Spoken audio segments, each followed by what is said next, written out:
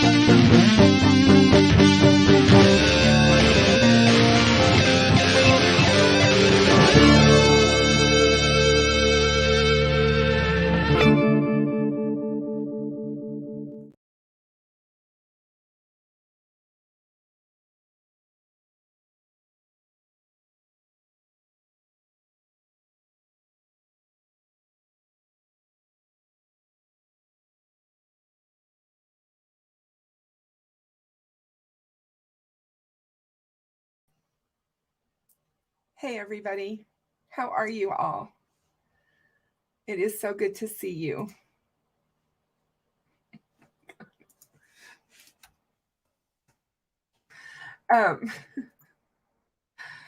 This is going to be a great show. We have three of the best guys that we could be talking to about Delphi that is going to be on the panel tonight. And I am so excited to have them. As you guys all know, we had Fig and the captain from True Crime Garage on not too long ago and earlier this month, and it was a great show. We got a lot of information as well as some really good critical thinking going on from these gentlemen. Tonight, we're going to be joined by, with them, along with Skip Jansen. From those of you that aren't aware of who Skip is, he's another person who is been following the case for about 3 years, I believe, and is highly into it as far as the critical thinking, looking at all the ins and outs and aspects of the case. He had a huge presence on Reddit, and that is how I came to know him.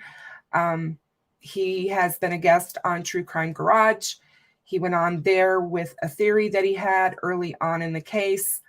I believe that that's probably how Fig met him, through Reddit, but he'd have to tell you that himself because I'm not real sure how that all happened.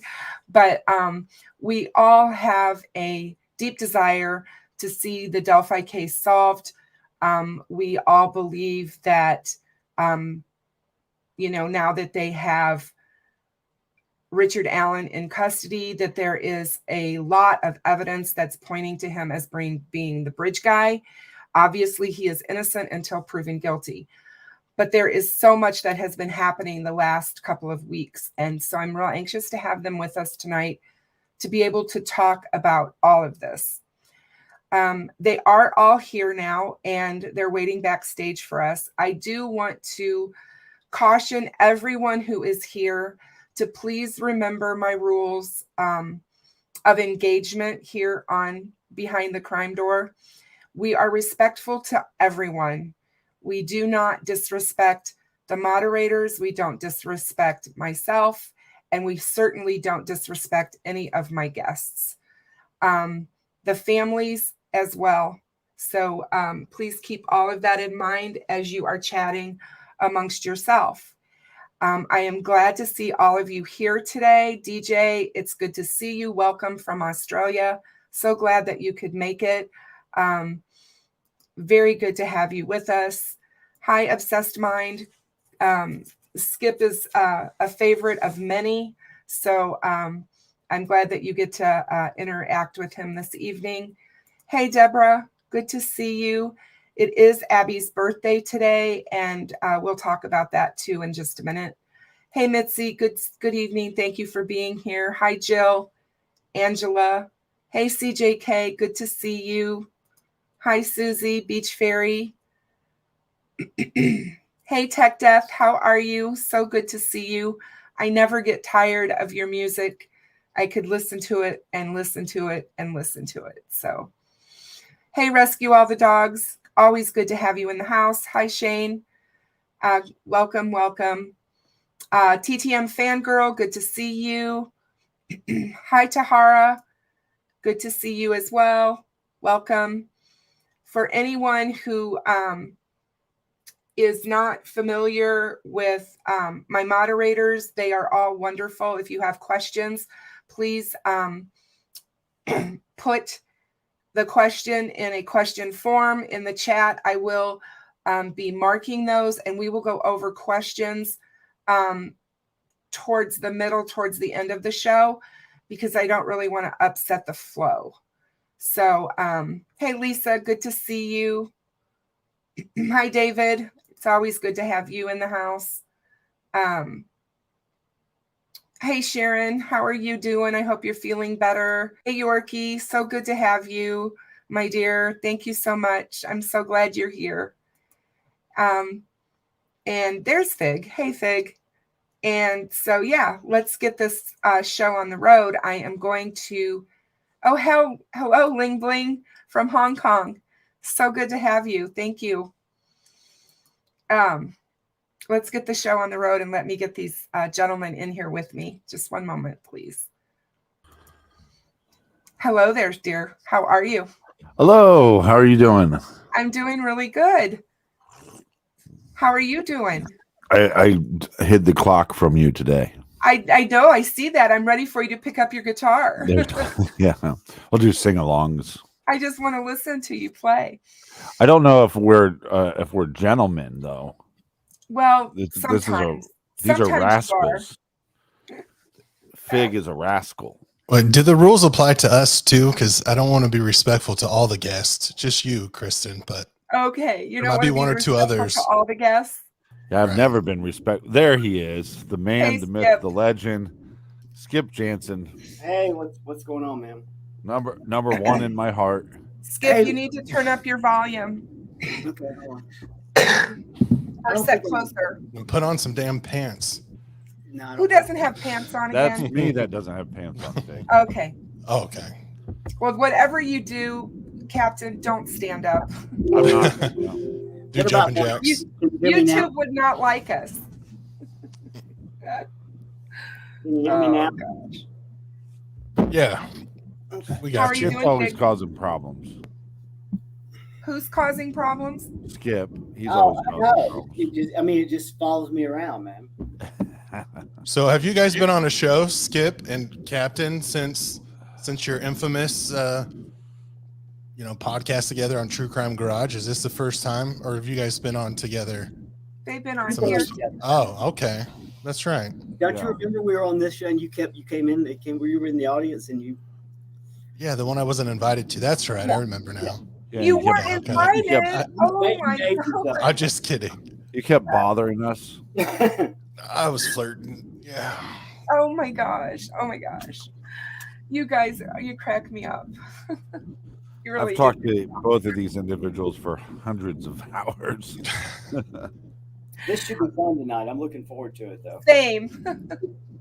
I don't know that I've talked to the captain for hundreds of hours, but I like talking to him. I probably could easily talk to him for 100 hours. Oh yeah, we could. He's so Well, easy. I think we're going on like 4 hours now, so Yeah, we're I counting. mean, we're getting- counting. We're getting up there. We're starting. I mean, 4 hours, just continuous talk for him that's not even anything. Oh, that's Skip can go 6-7 hours, no problem. Fig. I don't know how you and your brother do it, man. I don't know Yeah. either. Yeah. Y'all do it well, though. I can't stand him. I try to replace him with Fig, but I'm just not the same. they didn't like it. Something tells me that that's not true. I see a very close camaraderie between you and Nick. So I don't believe that for a second. You probably beat each other up when you were younger, but I don't think so now. Yeah, well, the last 5 years, it's been a lot of almost fist fights. Almost So, fist fights. Yeah. Is it over content? Yeah, I think sometimes, I mean, like everybody on the show knows, like everything that you're covering is a sensitive subject. So Yep. I think sometimes it's like you want to tell it in an entertaining way, but you also want to be respectful to the families. And so sometimes it's like, well, did we put this in the right order to make sense for the story? Or just, I think just the pressure gets to both of you, and then you might start nitpicking at little dumb things for no reason. So, Or you said Nick picking there. yeah, Nick. So yeah, Freudian slip. I was wondering. He normally gets more mad at me first, and I have to be the one that calms him down a little bit. So, Well, you definitely have two different types of personalities, and it's I could see how you're both very creative. So I could also see how that would, kind of reminds me of the Beatles, Paul McCartney and John Lennon, and kind of how they. we're not even 1/100th of the talent of the Beatles, but thank you so much for saying. You're welcome. Yeah, that was a nice comment. It really was. That's what it reminds me of. I mean, when you're talking about collaborators that work so closely together on something so important as their podcast, because I think everything that they cover and all the cases that they cover are done very, very well and amazing. And you're not going to agree on everything. I mean, it's, for sure, you're going to have your different ideas and opinions and stuff. But like Skip said, you guys do it very well. Yeah, you do. I mean, you guys, you got to have a good thing going. You got a good base of fans and all that. So It's well above average, in my opinion. Well it above is. average. It is. I enjoy it. it's above I average. do too. I I love. like the I think off the record. Those ones have some pretty good. They make me That's good laugh. guess. Yeah, Good guess on Is off that the the record. one you were on, Big? Yeah, it's the one. Yeah, to carry the show basically, but it's teamwork. Sometimes I did got to step up and so help well. out. Yeah. You really did well on that. I was so proud of you. Fig has really gotten Thank you. good at this, hasn't he? He has.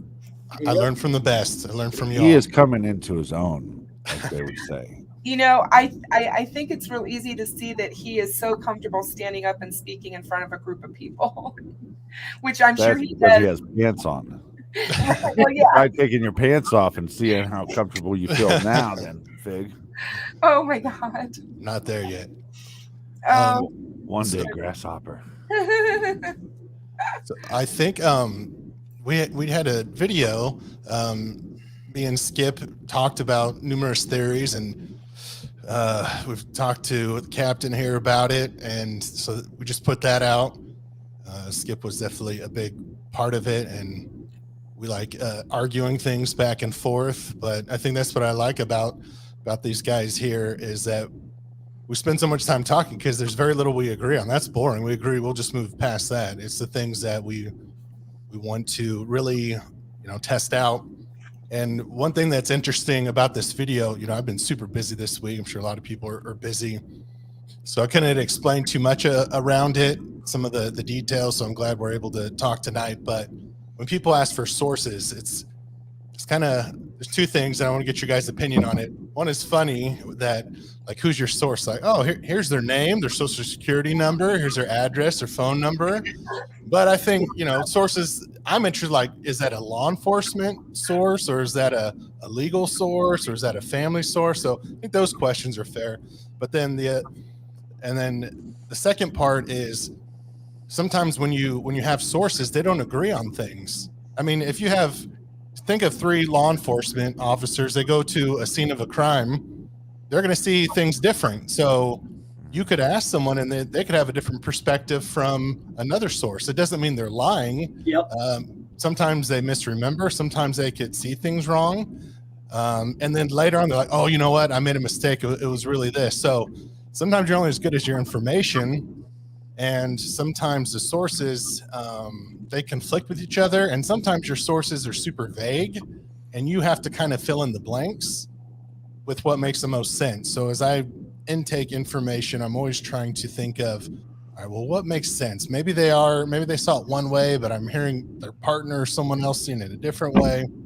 So there's things that, I wasn't there that day. If we're talking about Delphi murder, I only know so much, but there's things that we get informed on, and you have to filter that. The thing about it is, it's like anything else. There aren't any absolutes.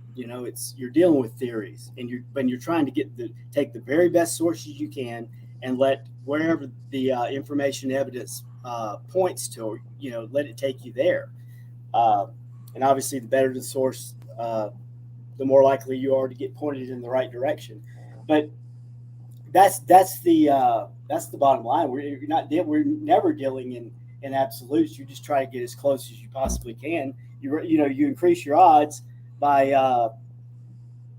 having what as close as you can, whether it's firsthand information or as close to that as you possibly can. And I think we talked about that today, Big, about how this has gone kind of from the hitchhiker theory to now how law enforcement, what were the set of circumstances that made that law enforcement happened that law enforcement sent them into the April 2019 press conference. And I feel like we've got a pretty good grasp of it. Yeah, so we're talking about the young guy sketch, how that came about. Is it 2 different people? Was there FBI influence behind that? Was there new information that came out that made them have to change of direction? Was it because they're doing this documentary when Hannah Shakespeare was there, putting pressure? Or sometimes it's a combination of things, right? Maybe they had some information, maybe with the pressure and the information, they felt it was time. Or maybe there was some hard evidence that made them have this change of direction. But well, the thing about it is anytime where you have a change in sketch, the investigative strategy completely changed almost 180 degrees. You're changing sketches, you're changing theories about entry and exit routes and all of that. So it has to be something pretty significant for it to make that change. And what kind of the genesis of how this kind of got going was something Hannah said in her interview with Fig about, I said it to you guys, we'll play it, about how what Tobe told her in February of 2019 about how they believed BG left the area. Okay, hold on 1 second and I'll play it.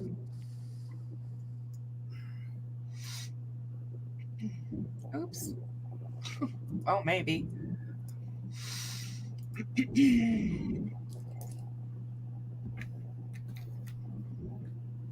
I'll go as slow on the explanations as I can.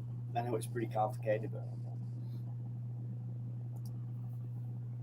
But I will mention, this is something that bothers me, is in the interview with Sheriff Lesenby, I asked him specifically, do you have a witness or witnesses that can place Bridge Guy coming back toward Freedom Bridge post the killing, allegedly? And he said yes, that they do. Now, I'm sure everybody, I'm not going to mention witness names at all here because to protect people, but I'm sure everybody knows to whom I'm referring on this call, certainly. And so that's interesting to me because that would suggest, which I think that they've now changed their party line on, that whoever the killer had indeed come back and headed back toward Freedom Bridge, because that's where the witness, the second witnesses were on the trail. Okay, now think about when this is. This is February of 2019, just 2 months before the April press conference. And now we're looking back at it in retrospect, in hindsight, we know that the exit witness saw him walking down 300, right? Wasn't. So that's what led us to, that's got to be part of the change. That's got to be part of why the sketch change, why the investigative strategy, the switching gears, whatever. And I'm not going to mention who that person is either, that witness, but apparently the evidence came out that I don't want to say the witness is unreliable or his information was unfounded, but it showed that person did not see the person they were looking for. Okay, they originally had two exit witnesses, one muddy and bloody guy walking down 300, and a guy at 3:57 in the afternoon, and another sighting at 3:15 leaving via the trails. Now, law enforcement, because of the time and because of the descriptions, knew those weren't the same two people, so they had a decision to make. They went with as she just told her, they have a exit witness leaving via the trails. That was the decision they made, to go with that witness, and that witness for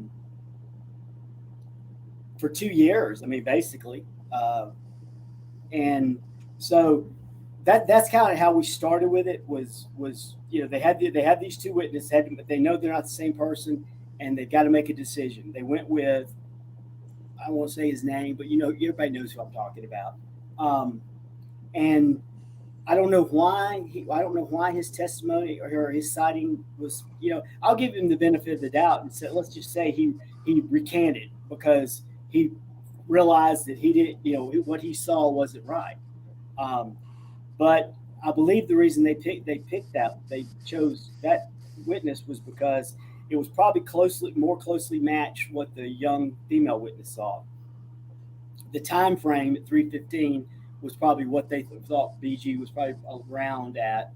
3:57, I can see them probably thinking he was gone by then and not walking down the road. And so for 2 years, they were basically looking for somebody that didn't exist. So did they just not really at that moment in time back then think that he had spent all the time he did with them? Is that what I'm thinking here, right, by what you're saying? I think that's something reasonable. I don't know. We're not saying we know exactly what the piece of evidence was that set forth these circumstances where they changed to this other witness, the one they had originally set aside, and that was the witness. So they basically set that witness aside, along with the quote unquote hitchhiker sighting, and we'll get into that about how the vehicle came into play with that. But yeah, and witnesses suck, right? So witnesses, it's hard to be a really good witness. So benefit of the doubt. This person probably made an honest mistake. They saw kind of an older person on the trail, seemed a little out of place, and hey, maybe they thought, yeah, that's probably the dude I saw. I guess so. It's about this time. The timing lines up. And then maybe for the change of direction, we were looking at some subpoenas on cell phones and how long that takes. And it might kind of line up where if they're able to do some GPS tracking, some geolocation,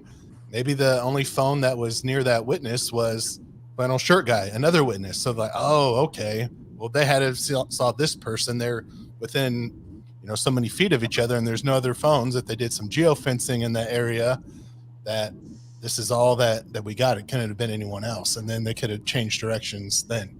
Just speculating. And we know what happened at the 2019 press conference in April. Do you have that? Can you put up that screenshot of Carter talking about the previous witness?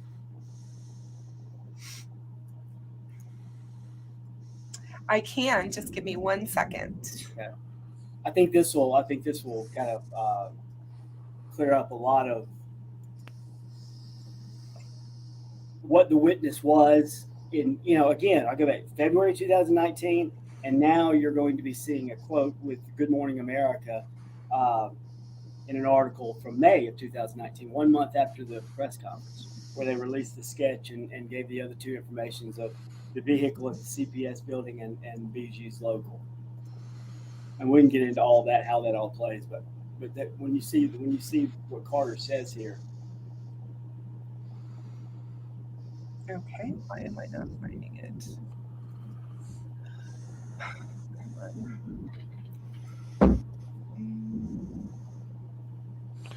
Skip just hit his head against the microphone. Okay, there it is. All right. Yeah, right there, where it says police issued a new sketch last month showing a male suspect thought to be between 18 and 40. Okay, this is a month after the press conference, and this is on Good Morning America. And they're talking about they're releasing a sketch that's different, and Carter says that the previous sketch, the composite sketch, was based on a previous witness. Okay. Now that we know we've seen the PCA, we know that there's 3 sets of witnesses. There's the young females at the entry at Freedom Bridge. There's the platform witness and Muddy Bloody. Okay. Those are all current witnesses. So it's none of them. It's somebody else who was a previous witness prior to the change. So am I making sense about what led to the change? Yes. I'm going to be so harsh by saying I don't know if it matters at this point. No. I think the biggest thing that's going to happen is, if these, we're calling them confessions in the news, but I don't know if that's the technical term that we should use. Yeah. I think it's incriminating statements more than confessions, but depending on what's in those, I think we're going to, I'm hoping that there's a deal made, like I've been saying for a long time, is I think if we have the guy and enough evidence that guy will eventually make a deal. Yeah. I don't know if law enforcement is ever going to come out and talk about their steps or their missteps. No, I don't either. But look how many people still believe that but the sketches are 2 different people. Well, I got a text the other day, and it just like they just went right in on this Ron Logan stuff will just not go away. The amount of people that just want to argue that the Klein stuff's the same way.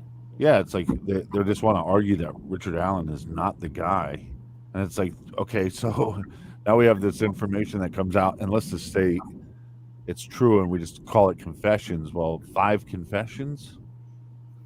And yeah, maybe got a couple of the details wrong, but he's confessing to his wife. He's confessing to his doctor.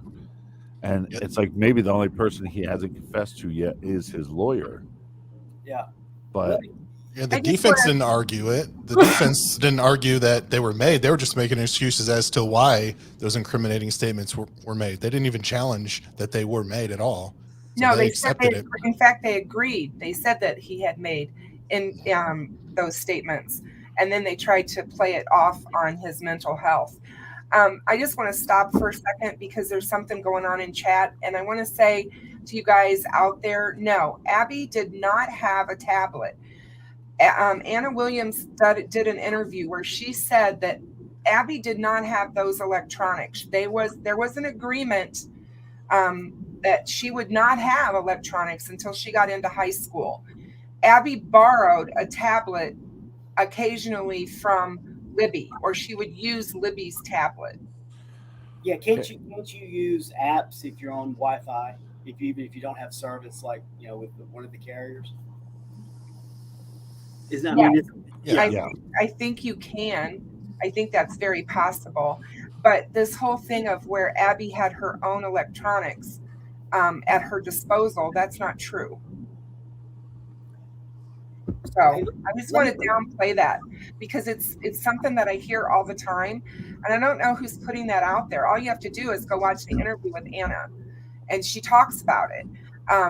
She was going to be getting a phone as soon as she hit high school, and other electronics. Yeah, let me address swimming with sharks because it goes along with what we're talking about.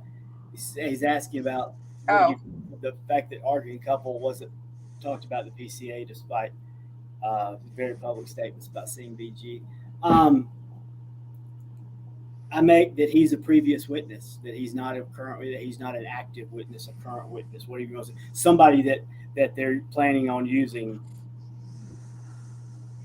in the trial. Absolutely. So he's not. Again, I don't want to. I don't want to name names. We've talked about names enough and all that kind of stuff. Let's not go there. He's a previous witness.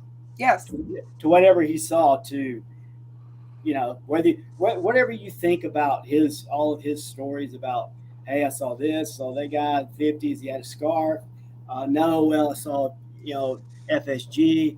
Well, did FSG have a scarf? I mean, was it 2-for-1 scarf day at the trails? So no matter what you think about his story, his statements, and all that kind of stuff, yeah, he's no longer. But I do think he played a pretty big role in terms of how maybe and like Fig said, let's give everybody the benefit of the doubt here. Maybe he woke up one day and said, I don't think I saw the right guy. I'm going to go to law enforcement and tell them that I didn't see the right guy. And that set, again,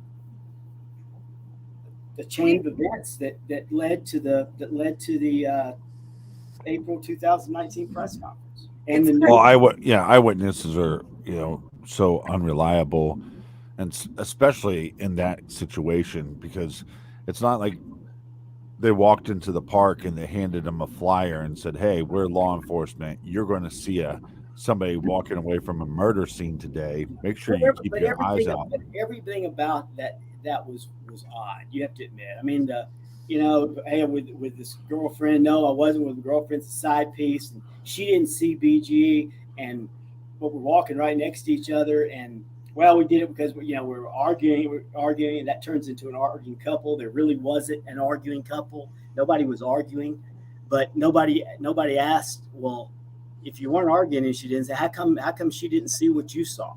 And so all the circumstances surrounding it have been odd, which is, I guess, pretty typical for this case. That's unfortunately, it seems like most everything's odd. Because there's been just so little information, and so like we talked about earlier, trying to get anything that's definitely absolute or factual is basically impossible. So you just take the information you feel like is the best information and try to piece everything together. Well, I agree with that. I'm kind of like what the captain was saying earlier, is witnesses are so unreliable, and you really can't hold a witness to another witness because everybody sees and perceives things differently. Right. And you know, to Well, ask a question about why she didn't see what he saw, because maybe she wasn't paying any attention to what he was.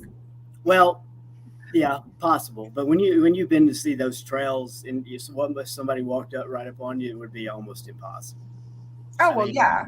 No, I mean, I'm just saying, what's the most likely? You know, I know, and talking about witnesses, they are unreliable, but law enforcement seeks them out.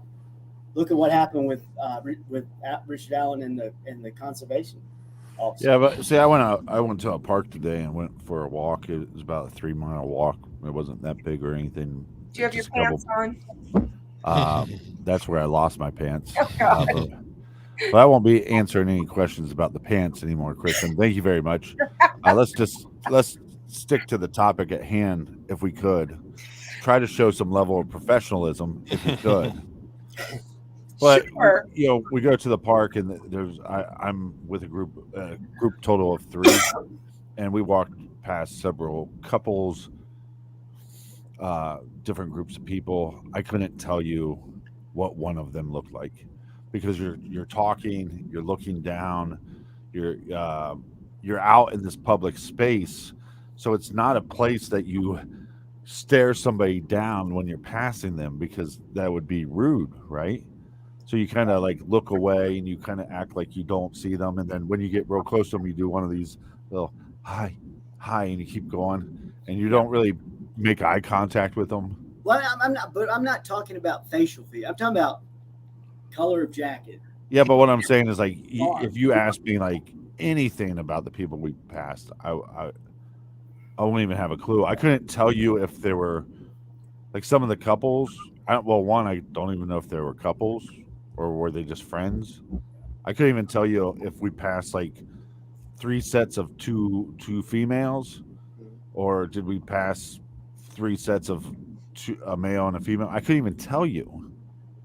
So I think this idea that these eyewitnesses knew much of anything, I think what more likely happens is we find 2 dead bodies, 2 dead girls, 2 teenage girls, and everybody that's there is like, well, I should go talk to the police. Yeah, I think a lot of people wanted to help, and also there's the fear element to this too. I mean, if there was a couple and a female's there, she might say, "Hey, I don't want anything to do with this. I didn't see anything." Well, a lot of witnesses, they recant out of fear, or they don't want to be involved, and yeah, because it's scary. I mean, there was a killer out on the loose for years. Exactly. Yeah, like Dave says, professionalism, Delphi. Ha ha ha ha ha. Look, here's the thing that we talked about going with sources and the best information you can get. Let me repeat this again. A month after the press conference, the top cop in Indiana said that sketch was based off a previous witness. That means nobody that's a current witness, right? I mean, if we're going to do this, let's take it. Let's don't twist around the evidence. Are you talking about the old bridge guy sketch? Yeah, that's what he was referring to. The previous composite. So sketch. You believe that whoever gave that sketch is not going to be a witness at the trial? Yes, that's correct. Yeah, well. Yeah, I mean, the exit. Let's separate. Let's keep them separated between the exit route witnesses there, because the entry. Because I would tend to think that would be the witness that saw him on the bridge. She's not a previous witness. She's an active witness. Okay. I see. Could I ask in the chat if you would? I mean, you don't have to, but how many people actually think this is going to go to trial, and how many people believe that this is they're going to make some deal?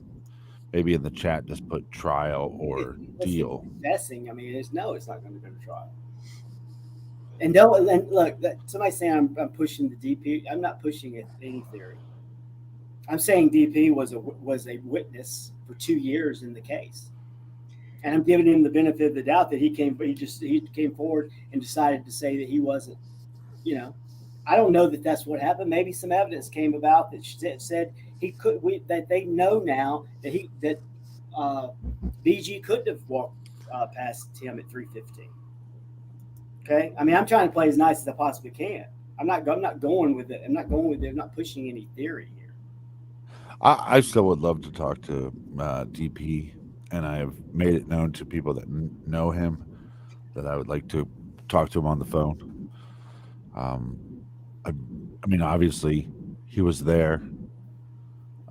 There's still a gap in his story, which I'm not trying to shine light on that to say he's guilty of anything, but I think he was there a lot longer than would know. And out of all the people that we do know that were there, it's like that's definitely one guy I would like to talk to because I think he could give us a better sense. I look at it like this. He did law enforcement a favor by coming out and allowing them to pivot and go to the correct.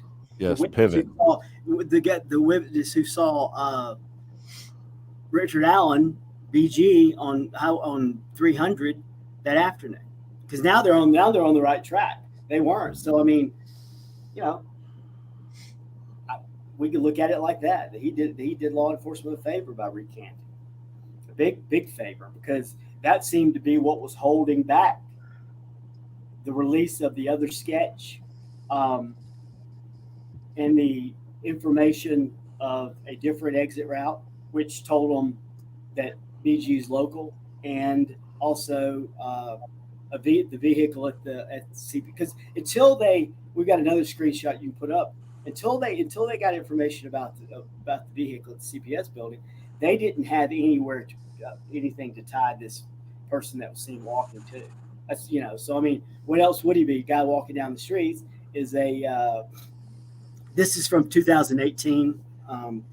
Yeah, but my only issue with some of what Skip does, and because Skip he's so attention to detail, but it's the details of this article. But then if you find this other article that there might be an alteration of the language. Does that make sense, Skip? No, it does. I mean, hopefully law enforcement's consistent with. But they haven't been. I mean, it's just like and I keep applauding Fig because Bless you. I keep applauding Fig because putting out that documentary. I mean, the biggest comment is when they're like, "Yeah, there's a bunch of other stuff on this video and more stuff on the audio tape, but we're not going to release that because we just don't think it's good for the public to have that information." And then then anything after that statement has been, no, there's only 40 some seconds or whatever is on the video and there's nothing there. And that's garbage. No, I agree. There is misleading stuff out there. I don't think they lie or intentionally. They probably shouldn't say anything if they don't, aren't sure about something. But anyway, getting back to this, it's in February of 2018, the year after the murders. And I thought the question was kind of interesting here to start with. This television station in Indiana asked Carter whether the killer fled in a vehicle or he simply walked away. And Carter responds, likely walked a certain distance. Yes, we don't have any indication that he was close by where he parked a vehicle because we don't have any information on a vehicle. Okay. So they hadn't tied this person to any vehicle yet. Right? There was no unclaimed vehicle. They didn't have a vehicle that hadn't been claimed by someone, and because one of the first things they did, obviously, was they asked for everybody who was parked there to come so they could take the vehicles, put the occupants in it, but they didn't have an unclaimed one, so they just didn't have he wasn't putting that info out yet. What's that? Unless he may not have been putting that information out yet. Who's that? Carter. No, I'm just going by what he says here on. Oh, okay, I see what you're saying. Because I'm like, well, they may have known, they just weren't giving it to the public yet. Well, he just says they don't have any, and I did. The question is kind of unusual. Oh yeah. Did he leave via vehicle or did he walk? And if you know where this place is, I mean, you certainly wouldn't think anybody would, if somebody would have to have a vehicle to get there. So I thought the question was unusual, but also the way he answered said they don't have anybody that's information on a vehicle. So again, that just shows the direction the investigation was going in 2000, in the early part of the case, first 2 years. It was not going toward to the witness that solves Muddy and Bloody guy on 300. I know that a lot of people I see on Fig's video, a lot of the questions are, how did they dismiss? And there really is, it's hard to answer. I mean, how did they dismiss a Muddy and Bloody guy walking in close proximity to a murder? I mean, that's what we're trying to explain here, is that there was another witness that saw him coming from another area. They didn't have a vehicle to tie him to. All they thought that person was a hitchhiker, a transient, whatever you want to call it. He was passing through, because they didn't have him walking to a vehicle, getting in and cranking it up. I've often wondered to myself why they went full bore and put and you guys any of you can speak to this, and put all the money into billboards all over the country. That didn't make sense to me, because being from this area myself and being small town country girl, town kind of thing, I thought he was local from day one. I never thought that this was somebody that was driving along in a truck and pulled over and went to this trail. I never thought that. I always thought that this person was local, local to the area in some fashion. But I think you have to understand who all's investigating this case. Mm-hmm. What is the circumstances surround what's going on at the time of the murders?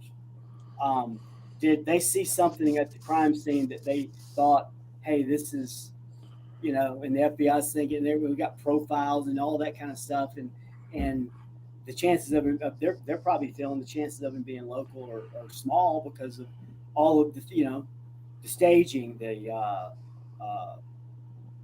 all of that, and so you got three different law enforcement agencies. You got more than that, but initially 3 different law, and they've all got different ideas about how this thing goes. And again, I listen to what law enforcement says. I pay more attention to what law enforcement does.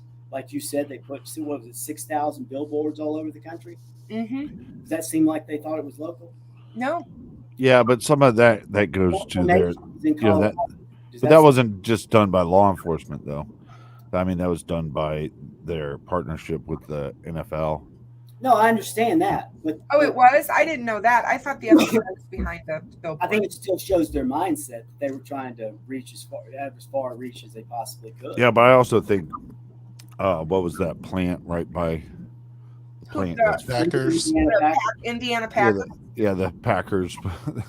Just filled with pedophiles and and guys that like to rape animals. That was a pre-requirement, I think. Prerequisite. Yeah. Had to have sex with dogs before you can get a job there. But I think they thought the individual was connected to that initially, and maybe that's why they thought it was going to be regional to national. Because I'm just going by their actions. Can I ask a question? Can I just put something out there? Yeah. Now that we're talking about that, and you brought up Indiana Packers, why did they go there, Fig? Why did they go to Packers and get the boots? And what was the whole deal with that? What was the deal? So yeah, I think it's a good sign that there's footprints there, that they did have footprints, and maybe that's why they weren't sure if there's 1 or 2 people. Maybe there's multiple sets of boot prints, but there were a few peculiar people who worked there, some registered sex offenders. I think they wanted to go and check. Yeah, because if you guys know the history of that whole situation, there was a bomb threat at Indiana Packers, and they used that as the reason that they were there, and yet that bomb threat was never verified. It was not treated the way previous bomb threats had been handled by Indiana Packers. It was all really weird. The whole thing. It's Well- almost like, why did they end up there so quickly? That's what Yeah, there was something. There's something else out there that Fig and I've looked into that we think is possible. ISP was dealing with a guy who was the biggest cyber threat in the world. He wanted to be the biggest cyber terrorist in the world. He went by the name of Brian Kill, and he was terrorizing Indiana high schools, and he was threatening. You throw out the bomb threat. He was threatening to bomb shopping centers in Indiana, schools. He was very graphic. He was communicating via Facebook with Chuck Cohen, who was the head of the cyber division at ISP, kind of just toying with him. You're not going to catch me. And they had no idea where this guy was, right? And he's putting out graphic stuff about how he's going to cut young Indiana women up, their throats and their private parts and all this kind of stuff. So put yourself in ISP shoes. You walk up on a crime scene that mimics almost exactly what a guy's been threatening for 2 years, and you have no idea who he is. You have no idea where he lives, all that kind of stuff. I could see their mindset going toward something like that. You got a staging of a crime scene. They're probably thinking, hey, this guy could be a serial type offender. He would fit into that. So again, you have to, everything that's going on around affects decision making at the time, right? All the circumstances that are around. We could talk about that all night, because their decision making at the very beginning was very interesting, because look at everything that was going on with the Kleins, and that was just like, nobody can understand that. Oh yeah, well, Well, I also think we're going to come to find that he wasn't the last person to communicate with her on the day that she was murdered. I don't think they ever said that he was the last person to communicate with Libby the morning of. That is wrong information. If you go back and look at the interrogation, they don't say that. Right. The problem I always had with the Kleins was, and this is something that we have to be careful talking about, was that there was never any context provided about Libby's online social life. Okay. Right. If the context had been provided that she was talking to 20 guys, that kind of changes everybody's perspective, right? All of a sudden, we're not just talking about one guy who's talking to her, right? We're talking about 20 different guys, and victimology is a huge part of any murder case. We haven't been allowed to talk about it for some reason here, because it turns into victim blaming. Well, it's because of this. Are not the same thing. They're not the same thing. No, and we have friends of hers coming forward saying she was talking to multiple people, and look, especially like teenage girls. Teenage boys, probably the average teenage boy is probably texting over 20 individuals a day. So let's just double that number for a teenage girl, 40 individuals. Right. And that doesn't mean that there's anything wrong with them. People bring that up because you're looking into a lifestyle that could have affected this, what happened. Everybody thinks you're blaming the girls. That is normal behavior. Vulnerable.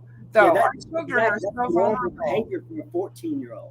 Yeah, nobody's calling anybody loose or promiscuous or any of that BS. No, it's normal. You're talking to young boys, young girls talking to young boys, right? And you had no idea she was talking to somebody that was not who he said he was. This 48-year-old guy, the barbecue guy, that we found out on Fix Show, Hannah talked about. We know he was talking to her, and he's a known. So if you add the proper context to it, all of a sudden things start getting changed, and you start viewing it through a different lens, and it looks different. I think what's so scary here is when you look at Libby's presence on social media, she loved the Musical.ly app. She used it a lot, and that was TikTok before it became TikTok. And she was on it all the time. And so, not to mention, Facebook and Instagram and whatever other social media she had. But I think that this is one of the things that I've talked about a lot on the channel. Parents just need to be more aware of what their kids are doing online. And it's nothing against the kids. It's the fact that they don't know that they're being predated. Predators are out there, hunting them. Yep. Well, and you have guys out there, and they're lying. They're saying they have this kind of car and this kind of money, and they're a certain age, and none of it's true. So because you just don't know who you're talking to, but it's easy to fall into because they're telling you everything you want to hear. And that's, again, that's what's so frustrating for me, is that nobody's victim. I don't see people victim blaming. I see people wanting to talk about certain things about one of the victims' lifestyles that could have had an impact on what happened, and that always starts to, they come out after you. If you ever bring it up, it's just you can't talk about it, so having a proper conversation about it's impossible. Fig, do you want to answer this question from Todd? Yeah, I was typing it, but I'll speak to it. It's a good question. Obviously, I don't know if I was able to go and talk and ask why and interview the people, but it seems like through my latest video researching the sequence of events early on, that something happened on the 14th. I think that's when Richard Allen came forward. So I think the 15th of February is when things started to break down, on February 15th. And that's the same day that the bridge guy photo was released. And part of it is, I think they were so excited because that's probably when they got her phone back, got all the information. They're like, holy crap, there's a picture of this guy. So then everyone right away, they kind of forget about the stuff that they did on the 14th, which was talk to people, look for witnesses. And they're just like, all right, who was dressed like this? Who was there that day who was dressed like this? And that's why they went to Maxwell. They're looking for people dressed like that. So they got overexcited. I think they were pleasantly surprised. And they kind of forgot about, seems like that would happen on the 14th. And those names were just put into not a literal file, but maybe off to the side. All right, these are people who were there that day, but didn't see anything, like the David Riley types. And we'll get there, later. Let's just keep them there. And then maybe who knows what happened with those names and those interviews. But I think the 15th, once the picture came out, I think people scrambled and they were overexcited and they kind of thought the stuff on the 14th maybe wasn't as important. Right. But I mean, riddle me this. When he comes forward and talks to the conservation officer, we don't know where that is at, right? We don't know if he did that at the park. We don't know if he was at work. Is at a grocery store, is what it said in the PCA. We don't know. I don't know which grocery store. It could have been the CVS store, though, right? I mean, would that? Yeah, it was a public place. Right.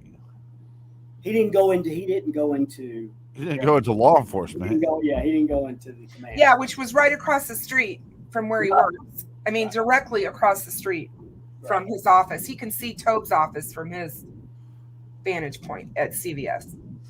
That's why Tobe for 5 years was like, I know I've seen this guy before. He knew the voice. It was the voice. I just can't place it. Yeah, it's the guy right across the street. It's the guy across the street from you, Tobe. Yeah, I mean, see, that's the thing. I mean, the investigation's taken so many. A week after they go to France, they arrest or Germany, they arrest the guy down the street. I mean, it's never seemed like it's been zeroed in on anything. Obviously, I think Richard Allen surprised them, and they got lucky. Better lucky than not, though. If he's the right guy.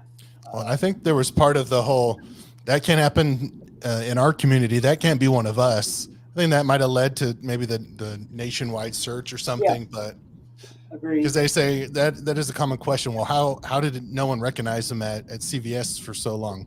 Which is, I mean, I think he did change his appearance right away. I think Oh, he yeah, was he he did. was shorter than people thought. They think of Bridge Guy as some big monster, and I think he didn't look as intimidating as they might have thought. He was happy about that, by the way. He was Yeah, happy I'm sure. that he was short at that point. Right. I think.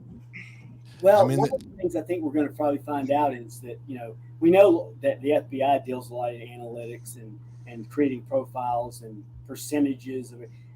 I think we're going to find out that this is going to be something that kind of the statistics probably weren't consistent with what, first. I mean, this is guy's first murder, and he kills 2 people. I mean, that's unusual.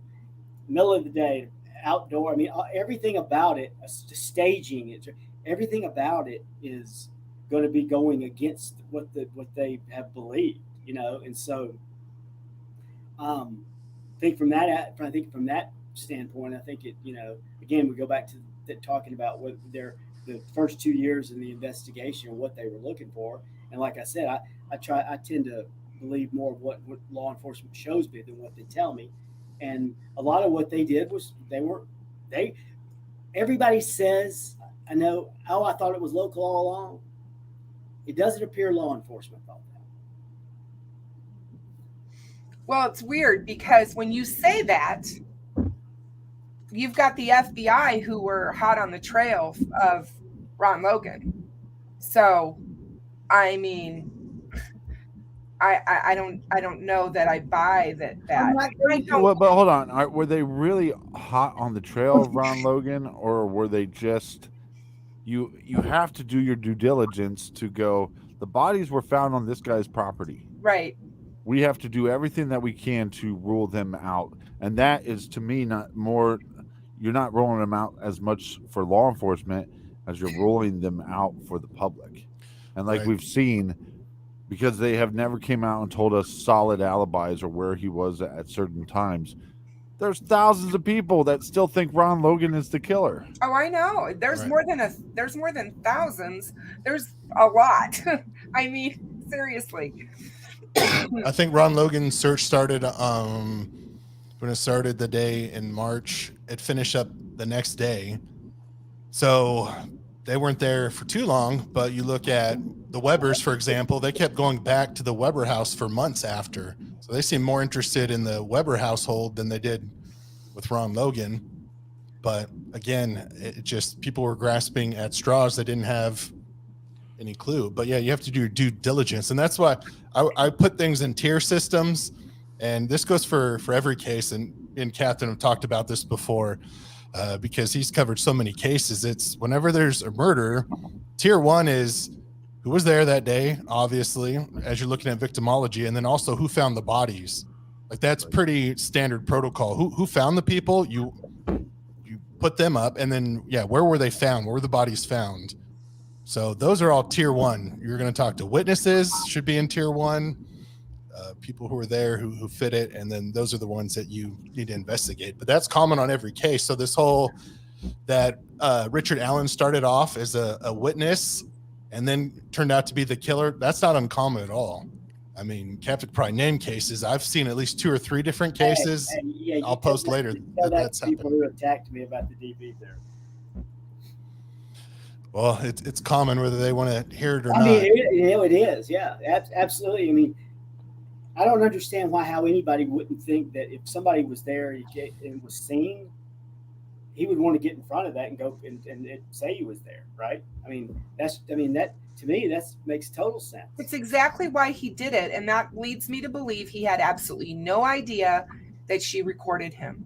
He had no idea that there was a picture of him floating out there. Right. Yeah, I wouldn't be surprised if there was some conversation or something he said to his daughter, and that's why she's on the list of people to be interviewed. And because think about this, what if the daughter comes forward and says something about her dad, how he told me this, he said this is a little strange. They go, oh, Richard Allen, because just by having the bullet casing, what does the bullet casing do for you? Nothing, right? Well, You can't connect a bullet from thin air. You got to connect it to somebody, right? So there had to be something else that drew law enforcement to go, we got to look into this guy. Oh, by the way, remember that bullet? Is there any way that we could connect that bullet to this guy? well, like, what do you think? What do you think led them to Daniel Nations?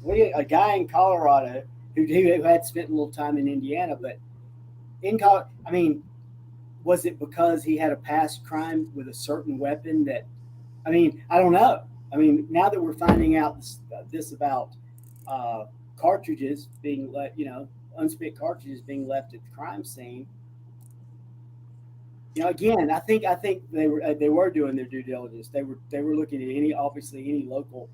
I think that looking outside of Indiana.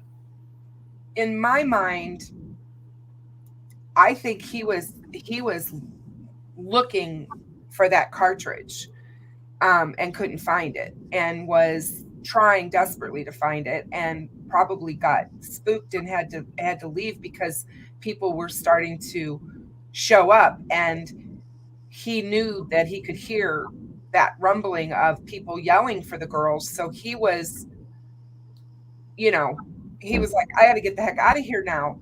But I honestly think that he was probably looking for that cartridge. Well, I mean, do you think that the fact that nobody really recognized him, the witnesses and stuff, as the guy who works, the guy who does whatever at CBS, do you think that could have had a potential to lead them to somebody who wasn't local? I mean, again, I don't know. They, everybody that you talk to or has had any interaction with Richard Allen as the worker at CVS, he was kind and friendly and helpful and all of these things. And I just think that they probably didn't think it was him. He didn't fit their mold. What I'm saying is nobody came forward with a positive identification. Well, I think some of it is it's the boy who cried wolf, because all of us can name, look how many people look like Bridge Guy.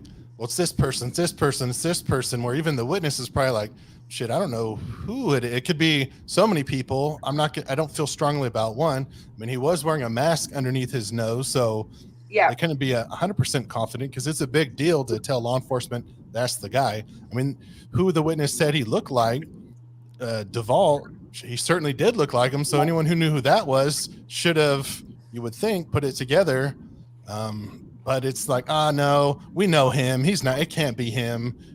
Someone from our community wouldn't have done this, or he's too short. He's not the killer. He wouldn't hurt anyone.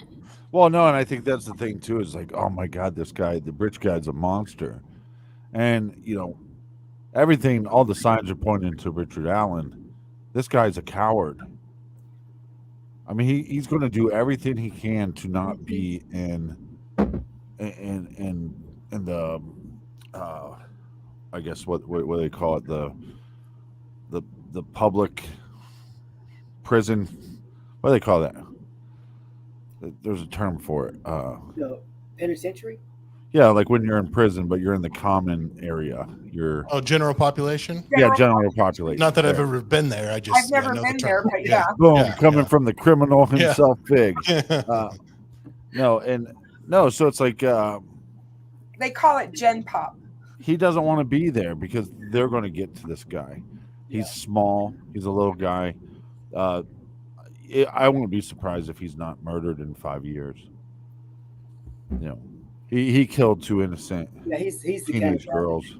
Well, I think he's a. I mean, I've said this before. I said this before Fig did his video, but I think he's definitely a defeated man. All you have to do is look at him. He's absolutely defeated. He's given up. I don't think he wants to be on this planet anymore. And that's the look that he's trying to portray to everyone. Well, no, and that's the other thing, though, too, is the general population, they might not kill you themselves. They might just see how broken you are and go, we can get this guy to kill himself. And I think he possibly will, because he doesn't want to give the answers to the family because he's a coward. You know, you can say all you want about BTK and how shitty of a person he is, but at least he came out and said, "Hey, I'll tell you everything I did." Dahmer tried to do the same thing. Yeah, they love talking about it. They got off talking about it, so they were. Well, yeah, and you can debate which ones got off on it and which ones were trying to get right with God before they died, or get right with God in their own mind. But this guy is a coward, and he's either going to get murdered or he's going to kill himself. Yeah, it sounds like he's trying to confess. It sounds like he's trying to talk about it. So Yeah, it does. It just the lawyers are making money right now. They don't want a plea deal right now. Yeah, They're getting paid for all this work that they're doing. They're racking up hours, so they're not going to say, "Let's make a plea deal right away." This is the biggest case of their careers. They're going. But here's what I also wonder too: did he just make these comments to 5 individuals, and then when the lawyer said, "Hey, make these comments to me," and he just can't or won't? So if I was his lawyer and he never confessed to me, I'd go, "Well, he's never confessed to me." Or Like, they just went, no, don't want to hear it, don't want to hear it. I want to keep getting paid. But Deb brings up a good point about how that RA was just kind of a local invisible man. But I think that shows that none of the witnesses got a great look at him facially, which and that kind of. Well, I think the point that he's 5'6" Yeah, that's exactly is enough of a point for you to go. I didn't get a good look out of him. Should have been more emphasis, I suppose, put on that. Look, we're looking at everything in hindsight and all that now. But I mean, that seems like that would have been a better indicator of who he is. Why wasn't there more emphasis put on that? I just try to think of the people who think it's still Ron Logan. And if they interviewed Richard Allen, and Richard Allen's like, "No, it was me. I did it." "No, you didn't. No, you didn't. No. Ron Logan did it. You're lying." Like, "No, seriously, I did this. I'm confessing." "No, you didn't." They know better than Richard Allen. That's that tribal thinking. And that's what happens. I mean, it happens in politics, whether you're red team or blue team. And then in cases too. Well, I think Ron Logan did it. I think DP did it. I think Richard Allen did it. And it's like, they're not even smart enough to step back and look at the new evidence. Once you have new evidence, you're allowed to change your mind. Yeah, you know what? Though, I think what Fig said earlier. I think that component of they didn't want to admit it was somebody that they knew and it was local and all that, because he's got to be one of the shortest men in town, right? Look at all of the screaming and hollering that went on in this community when everybody was trying to place the Kleins at the bridge. And we didn't have any evidence that the Kleins were at the bridge, but they were trying to place them there. And then they kept saying, well, it can't be Kagan. He's too big. He's too tall. He's too this. He's too that. Well, then there's all the people that believe it is him and that he was there with his dad. And I'm just like, it is so crazy, because just like the captain just said, this new evidence, whenever new evidence comes out, this faction of people that follow the case refuse to accept it. I told True Crime Maria this a year ago. I said, when this case finally gets an arrest, you are going to see the most crazy. You think things are crazy now, you wait, because it's going to get really crazy. Yeah, it's gotten a lot crazier after the arrest. And I think it's because I think it goes back to people want to die on their hill with their theory and their POI. And they are trenched in with that feeling. None of us were right. Nope. I mean, 0 people got this right. So Nobody was right. Why die on that hill? It's not about being right, though. That's not what any of this is about. It's not. Right. The conversations we've had, to me, have always been, can it lead us to, even when Skip had this theory about eyewitness possibly needed to be looked at again, that was his simple theory. There was eyewitness there, and based off his actions and his comments, doesn't really line up, doesn't make a lot of sense. And we know that in the past, there have been eyewitnesses that were actually the murder, people that we thought were eyewitnesses that were the actual murderer. So he presents this theory, and then he just gets, everybody wants to slam Skip for his theory. And essentially, that's his DP theory. If you would have just changed DP to RA, it's the same. It matches the same theory. I Right, thought I was, because you I have thought I was to- in Cuckooville yesterday when I was on after Fig put his video out, and the narrative had become everybody who was at the trail should have been a suspect. I was like, What? is that? I was like, is that right? I mean, Exactly. no, that's kind of what the general narrative is. That hey, how did they miss him? You know, how everybody that was there that day. I was like, that wasn't really what you were telling me. Look, all that's over. It doesn't matter anymore. But Yeah, and plus, I mean, you got you know, Fig, a there's a lot- couple of things here I want you to address. Okay, real okay. quick. but hold on, I do want to. I just That's fine. want to Go make ahead. the. Go I ahead. do want to make the statement that I don't feel that bad for Skip because you can tell by his picture that he is, that his real name is Jason Bateman, and he's been a part of a lot of successful TV series. So, it was Family Ties. Yeah, Michael. were you on Family Ties? I was. Yeah. Okay, yeah, and Little House on the Prairie, and yes, and I loved you in Teen Wolf too. Sorry. Yeah, I don't know who said that or why they would say that. Usually people who say ridiculous things like that is they're trying to bend things to fit a theory that they have. But Yep. no, it was recorded. They know exactly the context and what went on, and the defense agreed that it was a statement that made their client look bad. So yeah, it wasn't the tablet. Don't listen to that YouTuber anymore. And he didn't when McClellan stood up in court all those different times on that Thursday, he didn't say Richard Allen incriminated himself to 5 or 6 different people. He said Richard Allen confessed to 5 to 6 different people. That's huge, you guys. I'm sorry. It's in the court of law. Those are his words. He didn't say incriminated himself in this case. He said Right. confessed. Yeah. Well, there's going to be so many motions to suppress this Oh, thing. God. If there's no, I mean, they're going to throw everything out there. There's going to be the mental aspect. There's going to be evidence there. I mean, everything is going to get put under the microscope. And I mean, there's no I mean, it could be 18 months before we ever, trial ever starts. I mean, so The motions. I still don't think there will be a trial. there may not be, but there's. I didn't believe that, Captain, until this last court.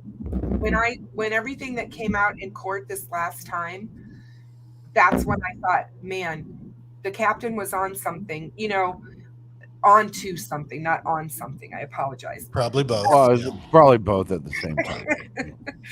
You were on to something back in June 1st when you were on my show and you talked about that. You said you didn't think that this was going to go to trial. And I was kind of like, well, I think it's gonna. And then now I really kind of agree with you. I think it's an embarrassing crime. But doesn't it? It is. Yeah. And he doesn't want toward this is going to end up being What was that, Jason Bateman? don't you think that this is kind of the way the defense is going about it? This is likely going to end up, as he's not fit to stand trial. I mean, I hope not, because then what's going to happen is that's going to side rail the whole damn case. Yeah. And they will send him somewhere to get him right until he is able to stand trial. And that can take a while. Look at Julie the Vallow case, whatever. I mean, it took forever. And I don't want to see that happen. I don't want to see that happen for the families. I don't want to. They've been through enough. His attorneys may not be left with any other option except that if he keeps telling everybody and his brother that he killed the girls. Well, that's why they don't want to move him from the location he's in, because he's talking. And if he's talking, we got to keep this routine going. Under wraps. And we can keep him talking, because if we move him, maybe he just shuts down completely. Yeah. What has been McClellan's response to that? He doesn't have a issue with where this guy is, right? He didn't originally. He did not originally. McClellan said that he could be why moved. would he care though? I mean, what would? I mean, I gotta find it hard to believe that he would be looking out for he wants to get this trial. He doesn't want anything to happen to him, but I doubt very seriously he's looking out for his best interests. Well, if you don't want anything to happen to him, the worst place to put him is in county jail. That's my opinion. He's the safest place he could be right now. Don't you guys agree? What do you think? I think the big issue with him is he's just a non-threatening individual. I'm talking about not to himself. I'm talking about threats from others. No, but that's what I'm saying. I think the fact that, like if he was 6'5", or that maybe he by him being so small, he becomes a target for everybody. For everybody, right? Even the weakest individuals in prison or even county jail. Yeah. But yeah, I don't know if he wants to sit there and try to face the ridicule of. I mean, because all of these people that are in these county jails, whether it be Cass County, whether it be Delphi, Carroll County, whatever, they all know about this case. For whatever reason, they're sitting in jail, whatever it is, whether it's, whatever their crime is, they know of this case. And if they know he's there. Everybody, not everybody, but a lot of people want their 15 minutes of fame. And how much more to get famous than be the one to take him out? Yeah, I mean, and then also, are they going to go after the death penalty, which I think they should? You would hope law enforcement could protect one guy, though. I mean, you're talking. I mean, Toe doesn't think they can. But it just takes one person. Maybe not Toe, but yeah. Yeah, but if you're going to say a real law enforcement officer, no. I was going to say one with a warden and a real, and never mind. Yeah, but if you were a prison guard, would you not let a couple individuals pass you? Like, oh, I didn't see them walk past me. I often wonder how that stuff happens in prison, and it's got to be because people turn their heads. Be how they're instructed to, if they say, no, hands off this guy, we've got to get this thing, I would think they would go out of their way to make sure that he's, there was something mentioned in there about having a wellness partner. I don't know if that's the term, but somebody to. A companion. They had a companion program at Westville, which Ruckus says is an absolute farce. He said the only reason they would have a program like that is to save money. You don't have other inmates looking after other inmates. It's just not something that you do in prison. And, he's got years of experience in prison, as guard, and 5 different prisons, I believe. I wouldn't want to be in a prison with Ruckus as the guard. Oh, Ruckus. Ruckus is awesome. He told the people on his live about all the people that are ballyhooing about Richard Allen not being a bridge guy, and if you want to take care of him, he's like, take him home. You don't want him in jail. You think he's being mistreated? Take him home. Rub his feet. Yeah, he looks nothing like bridge guy to me. Looks nothing like him. No, I don't know what people are talking about. Are you okay? Who doesn't look like Richard Allen? He doesn't look like bridge guy at all. Fig, put your glasses back on. Oh, okay, yeah. Put your glasses back on, honey. The thing about it, what if the description of him had been 5'4", and that was really emphasized? Because that wasn't. The height stuff was kind of all over the map. There was never the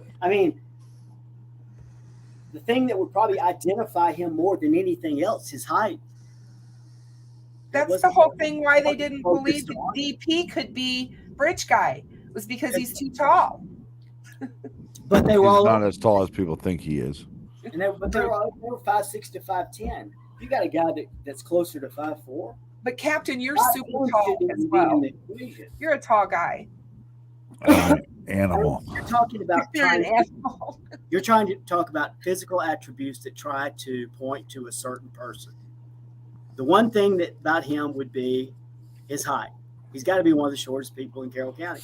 Why? I mean, think about that. If that had changed, if it had been really focused on, hey, this guy, every time you went into the CVS pharmacy, you'd look a little different at it, Yeah, but it depends on where he was standing.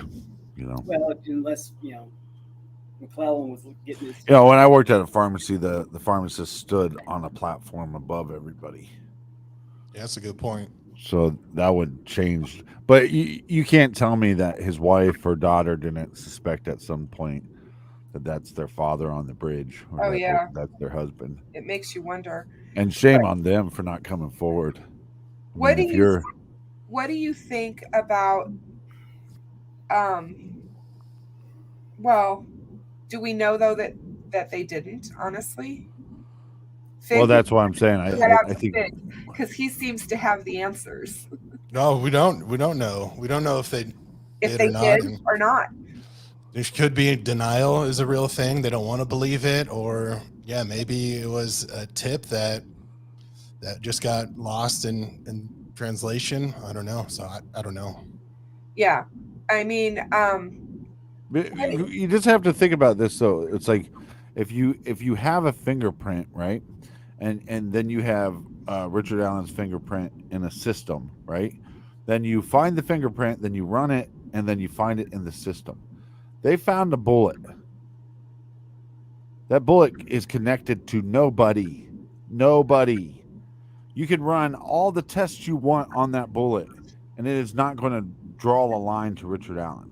That's going to be argued though big time it's definitely going to be argued big time. But what I'm saying is, so just to get it to the point where you can test it against his gun to try to make a ballistic match that then draws a line to Richard Allen. Richard Allen has to be on your radar before the bullet testing. Does that make sense? Yes. Because I think when they talked to Richard Allen and they said, "Hey, Richard, do you own any firearms?" "Oh yeah, I own a firearm. I have a 6-hour blah blah blah blah." And they're like, I mean, the tentacles go up and they're like, whoa, and what do you do with your gun? But I just want to know what pointed them back to Richard before all that. You see what I'm saying? Like the shell casing is not, to me, what pointed them back to Richard. It either is coming from his wife or it's coming from comments of his daughter. You think a tip was or something like that? You don't think it had anything to do with it could be CCTV footage, and they got a partial license plate or something, and that's how they were able to go back to him. What about that Harvest Store footage? The camera. Yeah, when do we know that actually was made available to law enforcement? We don't. Smart guy. We don't know when they got that. That's why you pay me the big bucks. I mean, seriously, because the timing of everything is crucial, and we know very little about when things like that, when evidence became available. We don't know, the contents of phones and things like that. We don't know any of that, and all that plays a huge role in it, and piecing it together. And it's just we don't have it available to us. There is so much that's not available to us. But on the same token though, I think that, Fig's video speaks volumes as to how you can go back and kind of put it all together. Even though there's stuff we don't know. I thought it was a really good because it's all logic based. I mean, it's all, hey, this, and it's all based on, evidence that pointed in a certain direction. And he follows that instead of trying to make a theory fit. You're trying to make evidence fit your theory. So I agree. It certainly is logical. It makes sense. I just go back to this 6 years in a town, 3,000 people or less than 3,000 people. And his name really never came. I mean, Todd, I'm going to answer this question, and Skip, sorry, I didn't mean to speak over you, but this kind of goes along with what you were saying. I firmly believe that this is my theory as to when law enforcement got an idea about Richard Allen. And that was in June of last year. And I believe that Paul Holes came to Delphi and looked over the case. And when Paul Holes looked over the case, there were some things that jumped out at him. I disagree because I think that guy's a box of rocks. Hey, he's a beautiful man. You don't He speak is- of Paul Holes like that. You don't talk about Paul Holes. Yeah, you don't talk about Paul Holes like that. Yeah, Well, he's but you're about talking about his he's about background. 5'6" himself. So again, you know. again, we can come up with our own stuff, but let's just go by what law enforcement told us. And that may mean it's true, but we really don't have any choice. Okay, that it was he came forward, a lead sheet was produced, it was given to the task force, passed along to the task force, and somebody in the task force made a determination that his statement was unfounded. He had basically saying he's not part of this, right?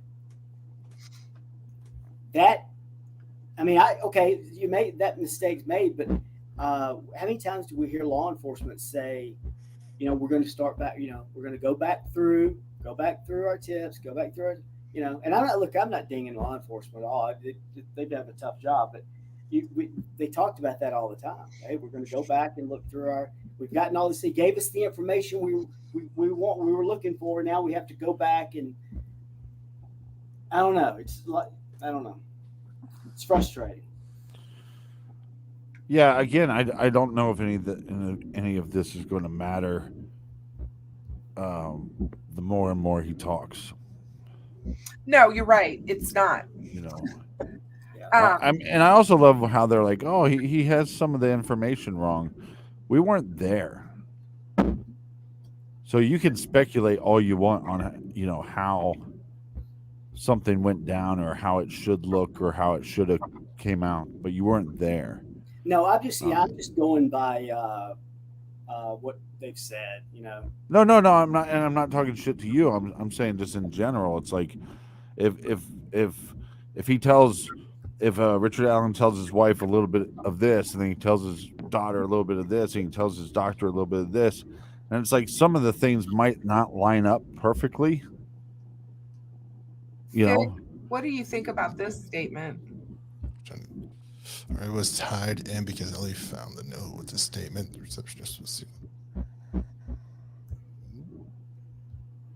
Yeah, that's possible. I don't know exactly how it all came about. There's a river search happening, and maybe his daughter had a note in there and said, "Hey, you know, I was with my dad, and we're driving around, and we stopped at this bridge and threw some stuff in there." I have no idea. We'll just be speculating on the reason. I don't know. I would like to know. I'm very curious on what, after all these years of him being unnoticed, what finally got him to go. And it wasn't an election or anything coming up, but there was something that pointed to Richard Allen, and I want to know what that is. It does seem unlikely that with a case with however many tips that somebody was going through all the hard copies. I mean, they talked about first that it was a misfiled. If it was misfiled, if it was never input, there was nothing to see. So obviously that didn't make any sense. But I find it hard to believe somebody was going through the hard copies of 50,000 tips, and hey, Hey, it has to be something a little more significant. Yeah. But sure. he the one thing I will say is that he was obviously kind of on the bottom of the pile because nobody ever heard of him. I agree. All right, I have to run, y'all. I stayed 30 minutes longer than I was supposed to. So No, I think it's I think where we go forward depends on what they release to us. I wish I'd never get another Ron Logan text message in my life, though. Me, same. Same. I don't know if I could handle it. I am on that train with you. Fig, I'm so glad you stuck around. I just love having you on, and your video that you put out, and the fact that the three of you talk about this for hours and hours, and have come up with all of this great information. This is where it's at. This is what should be out there. This is the stuff we should be talking about, not some of this other stuff that just seems to blow up the airways. I'm so tired of my inbox and my email being blown up with, why aren't you talking about Ron Logan? Why aren't you talking about the Kleins anymore? I'm like, we're prepared to talk about motions to suppress and document releases, and because that's what the next year for sure is going to be. Yeah, we'll just follow the course of action as it goes through. And what is the new information that's coming out? Are you guys surprised that she didn't release any documents this week? I'm not, because they're government and they're inefficient. What they should do is review 5, then release 5, review 5, then release 5. They need to have some just-in-time, one-piece flow. They don't know that. They're batching 135. So, no, I'm not surprised. They need to be efficient, review a small batch, and then put them out there.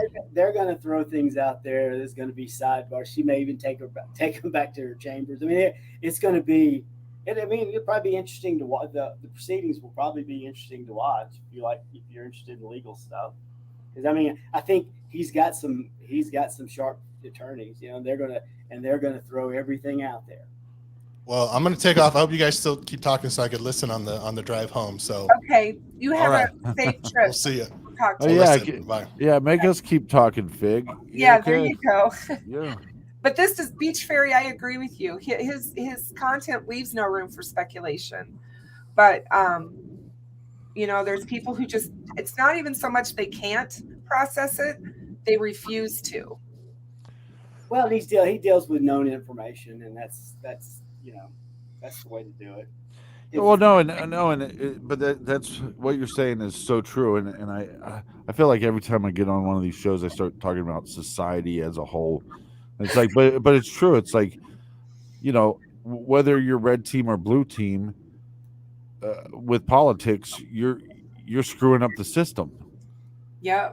Like if you're not red, white, and blue team, then how are we supposed to get anything done? How are we going to fix it? Right. Exactly. Right. And I hate to bring up politics, but it's the same thing here. It's like, if you come at me and say, well, it's definitely Ron Logan, it's like, well, then prove that to me. Exactly. And most of the individuals that have come at me online about it, it's like, just give me the 5 reasons. Yeah. Top 5 reasons, and they can't even do that. And you go, okay. Yep. And not the fact that he doesn't look like Bridge Guy. Facially, this man does not look like Bridge Guy. White hair, white beard.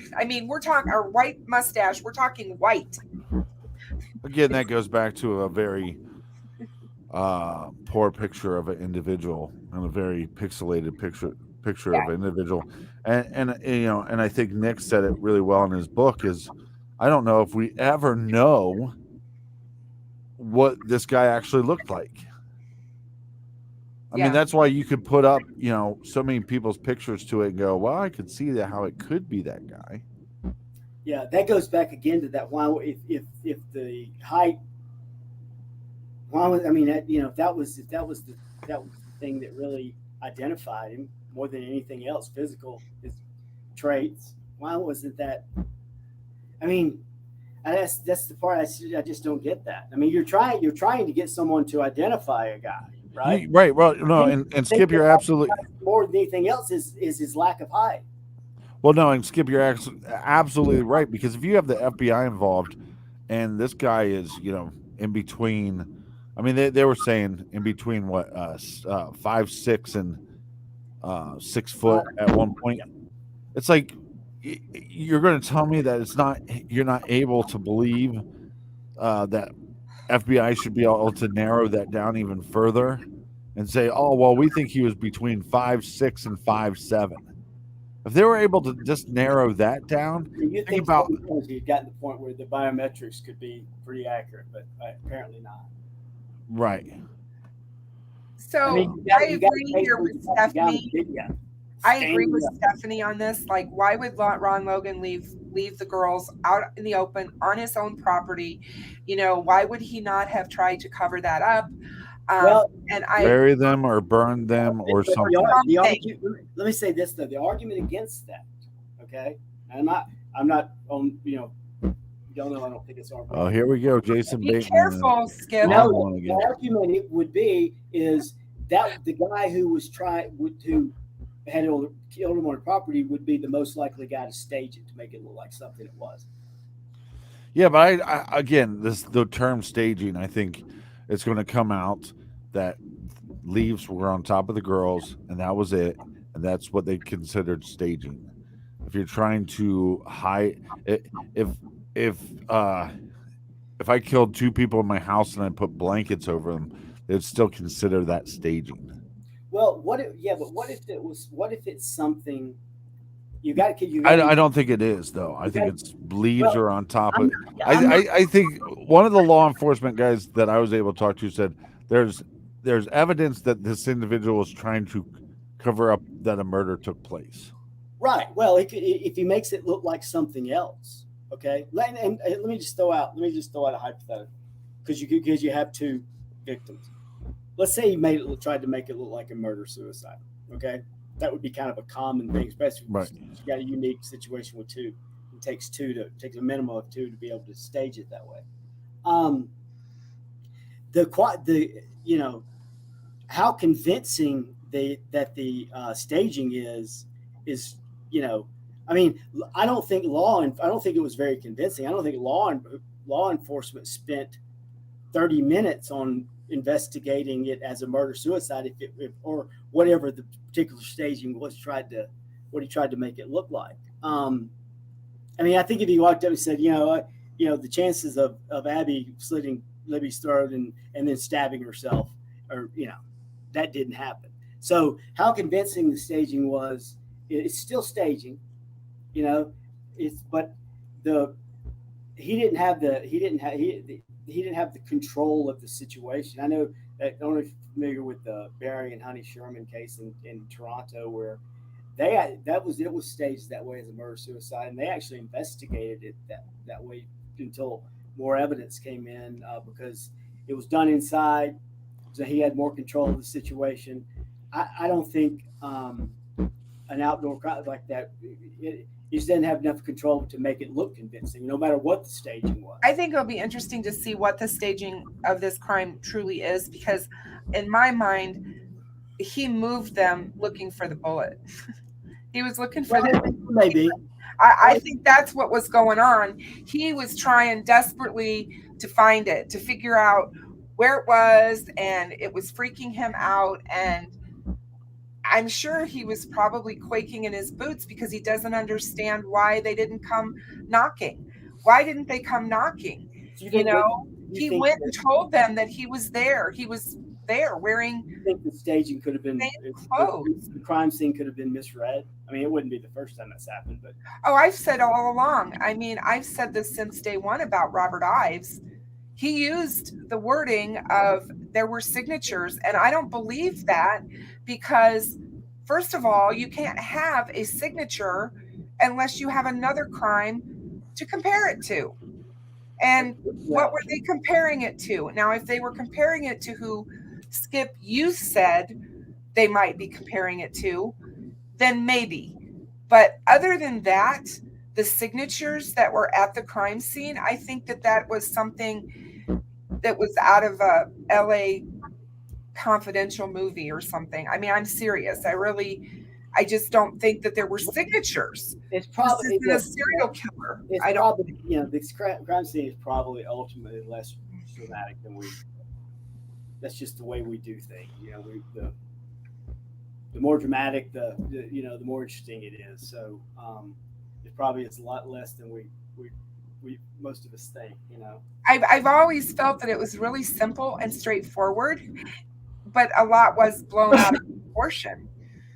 and not because they meant to do it, but because you had all these different jurisdictions working on it, and all of these different experienced people, not maybe Carroll County. I'm not talking about Carroll County, but ISP and the FBI for sure, and the U.S. Marshal Service, they all have very, very highly trained people that see tons of different types of murder cases. That's why I think if someone from the FBI that says they think it was staged based on their experience, then I have to go with that. I mean, I don't know. Again, I don't know what it was staged over. I don't know how convincing the staging was, but. Well, no, and I think isn't there evidence that the attack started, on one side of that embankment, so like it happened within inside of where the creek is. Maybe we don't really know. I mean, we still don't know. River was dragged. We know she was dragged. We don't know how far. Because again, that could be part of the staging. I'm moving her from the water to, right, to exactly. the land. And you're dealing with terminology here, right? Yep. I mean, and it's like I've got a buddy of mine in law enforcement. We were talking about posing as versus arranging. Okay, that seems like the same thing. Yeah, right. They're real sticklers. For the terminology that they use. Posing is a definite thing. You could arrange the victims to stage it, to make it look like something it wasn't. Posing something different. You're doing it for a particular reason. So Jane, Parabon, if you're talking about Parabon nanolabs, they do need a certain size sample. However, with mitochondrial DNA, which is the mother's side of DNA, they have much smaller samples that they can use. So when they're doing the genetic genealogy forensics on DNA, they use the mitochondrial DNA from the mother. Unfortunately, I don't think DNA is gonna play a role. That was just answering her question. Yeah. But I think it's interesting that on I think it was Court TV that I saw that when I was watching. I never watch them because I can't stand that one guy that's on there, but Vinny, whatever his name is. But anyway, I digress.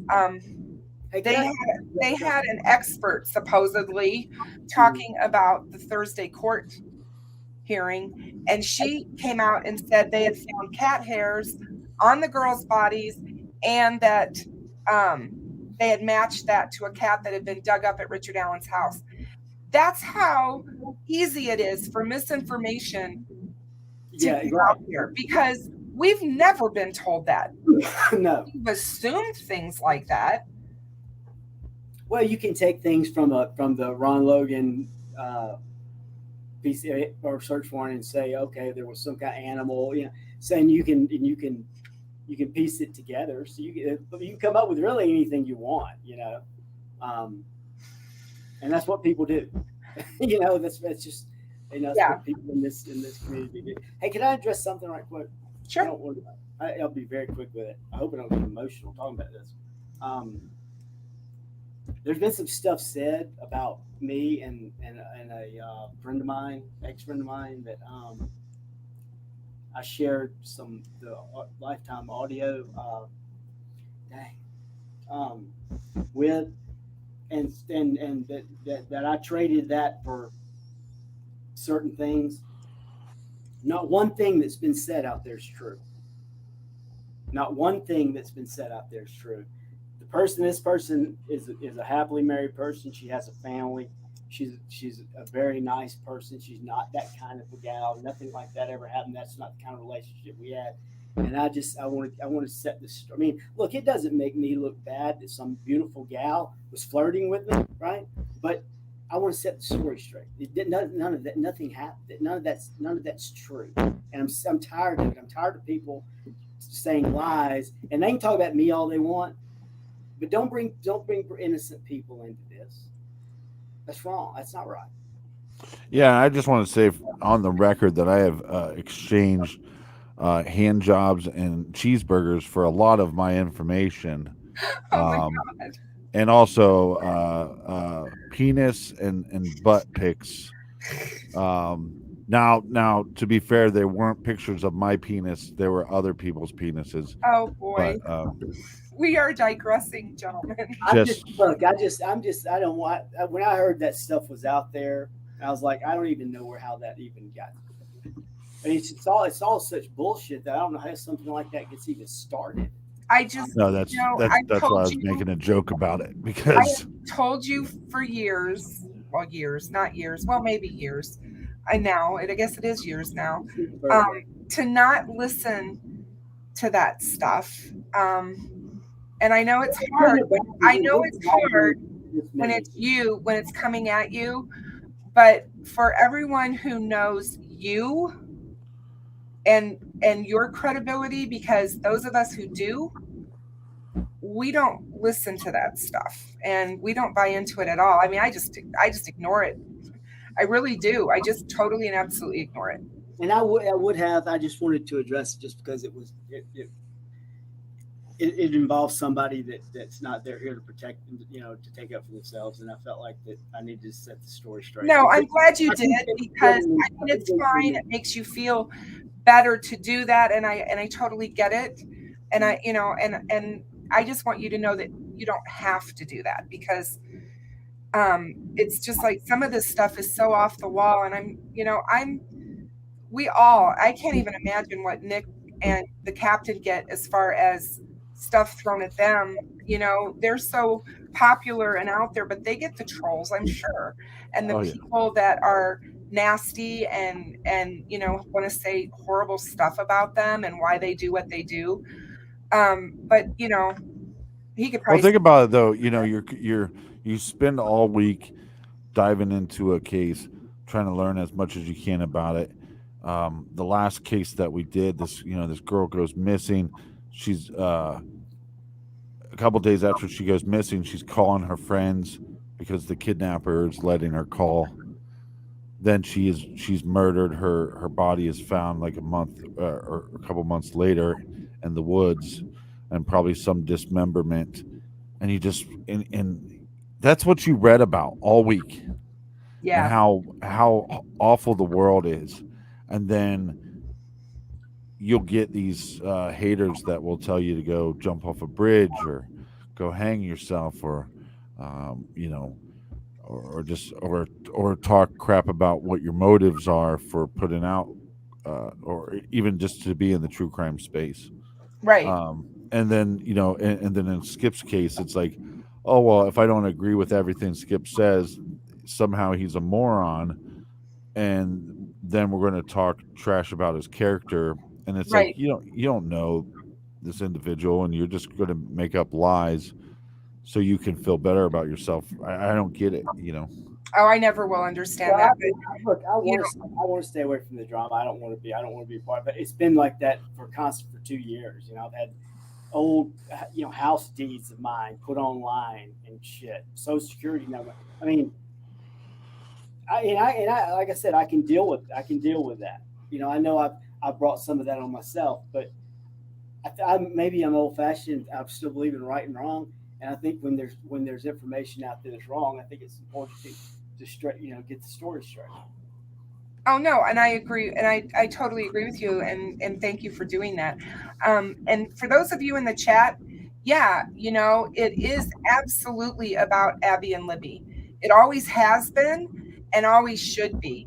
But there are so many creators out there that make this about themselves that it's, at some point you absolutely have to say something about it. You can't just completely stay quiet. Today is Abby's birthday. Today is, a day that I'm sure is absolutely heartbreaking for Anna and all the rest of the Williams family. And it's, just from my aspect of the fact that I've lost a child, I've buried my child, I can tell you every anniversary, every birthday, every whatever is hard and difficult, and it is something that we as creators have to remember that when we cover these cases. Does that mean we can't talk about families being involved? No, that doesn't mean that, because as the captain will tell you, when you are looking at a case, and Skip will say this too, that you have to look at every single thing from the very beginning. And when it comes to children, most often their victimology is so small, you have to look at those around them, which are their parents, their loved ones, those people. And so we have to do that. Otherwise, you are not doing your case justice when you look at a case and you're trying to figure out, especially if it's unsolved, as to what happened. No, you're right. Perspective is an important thing, and we should be focusing on Abby's birthday. That's more important than me. I mean, Well, no, and I think the other thing though too is that, I was talking with a family member of a case that we're working on, and they said something to me this week that really reminded me of Abby and Libby's, not just Abby and Libby, but their family, because for 5, almost 6 years, we had no answers, nobody to point the finger to, nobody to direct our anger to. And so every day this family was waking up and they were being diligent and busy hands, busy minds, busy feet, right? Yeah. Looking everywhere. We're not going to leave any stone unturned. And then once they arrest him, what are they supposed to do? What's their purpose now? And when I was talking to this, again, a different case, but a family member, they're like, once we knew what happened, and once there was a charge, and once there was arrest, and once there was a deal made, this family lost their identity. They lost the identity of, we're now looking for a killer, to, well, we got the killer now. And it took, this individual over 10 years to really start getting their life back. Yep. Because they just sat there for 10 years going, I don't know what to do now. When the cops said, let's find the killer, they knew what to do. When you lose a child, you lose a part of yourself, and you never get that part back, and it forever changes you. So, and then I'm sure it is that way in most cases, especially where we have, horrific causes of death or whatever, to whatever the individual or whoever the individual is. For family members, they feel the same, that their life changed suddenly that day, that moment, and they will never be that same person they were before, because you aren't. You are forever changed by circumstance that happened that you didn't ask for to happen to you. Yeah.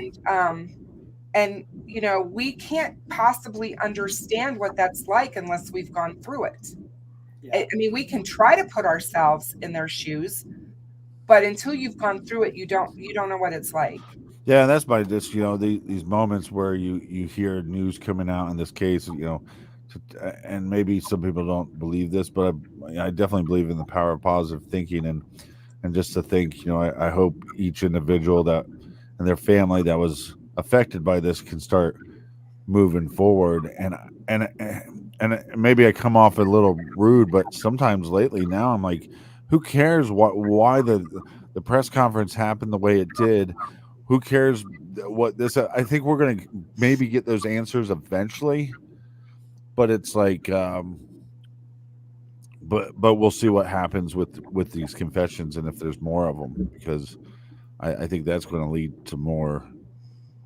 And maybe it's just a level of fatigue too, where it's like, I used to want to know so badly why they switched the sketches, and now I'm just like, can we get some more definitive evidence against this guy so we can make sure that this is the right guy and justice can be served and this family can move on and heal more, Right. And because that is so important.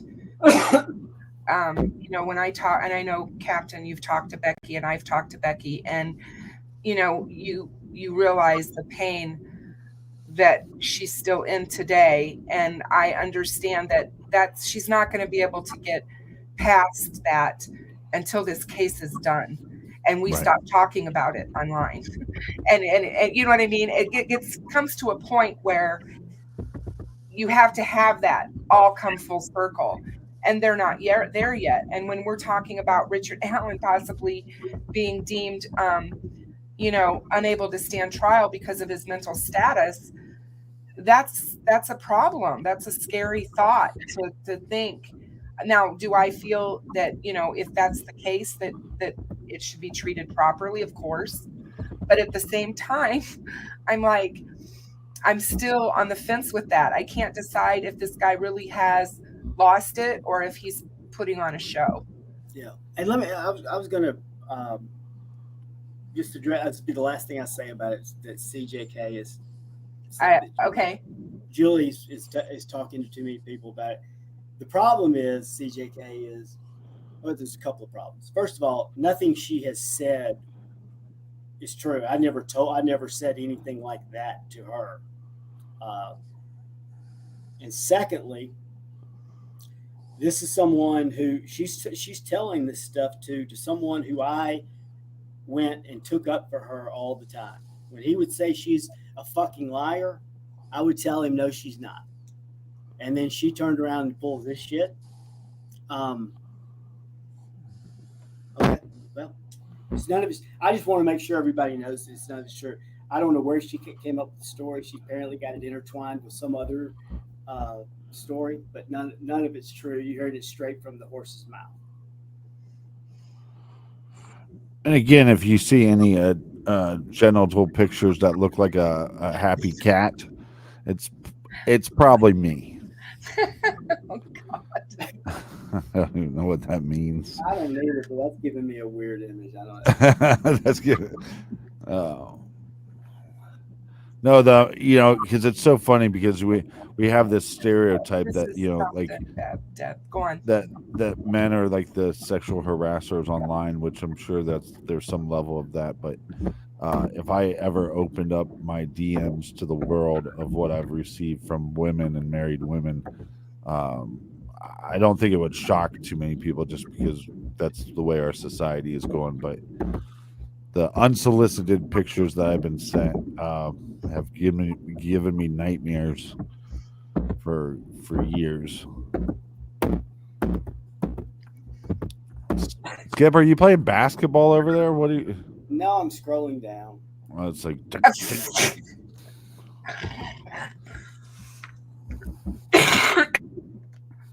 I think Jane. What would you call it now? I think Jane things nailed it. I think she. Yeah. What are you saying? I can't see the comment. Oh. Is he saying he has a vagina? No, I have a male genitalia that looks like a smiling cat. I don't want to hear that. God. Oh, It looks like a Cheshire cat. Tech Death says society is ruined morally. Yes. And on that note, I want to say that, we could talk about this forever and never really get off the topic. But, with Richard Allen coming up to face some really tough questions here in court, if he makes it to court, I think that from everything that I've been able to see so far, I firmly believe that he is the person responsible for this crime. And I hope that we find out more and more evidence. And I also hope we find out or that they release more information as to why the hell things were so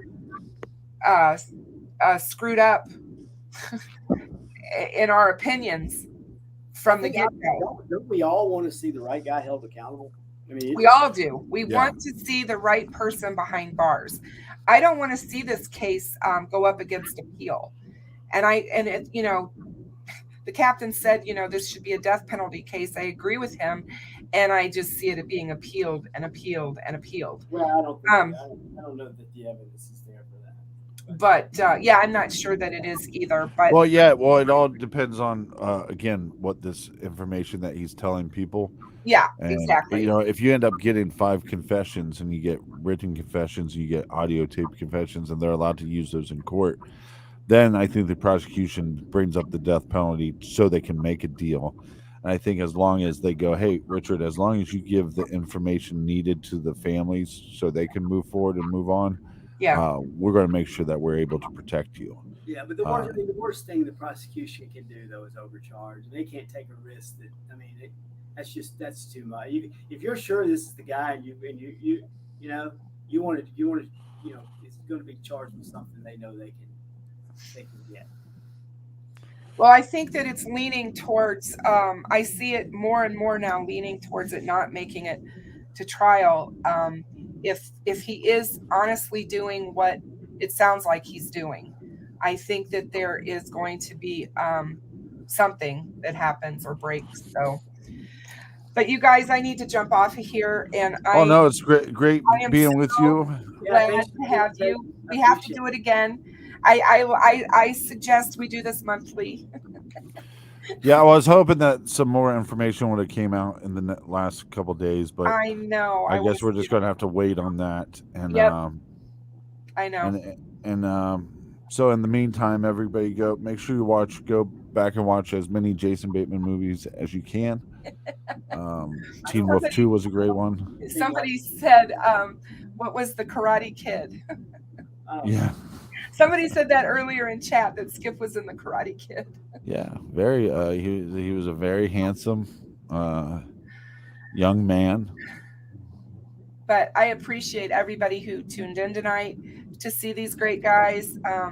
I can't say enough about all 3 of them, and they're really super people. So. Yeah, so great talking to you, Kristen. So great talking to you, Skip. And I'll talk to you guys soon. All right. Thanks, Captain. Thanks for the invite, Kristen. Hey, thanks, Skip. See you guys later. See ya. Bye-bye.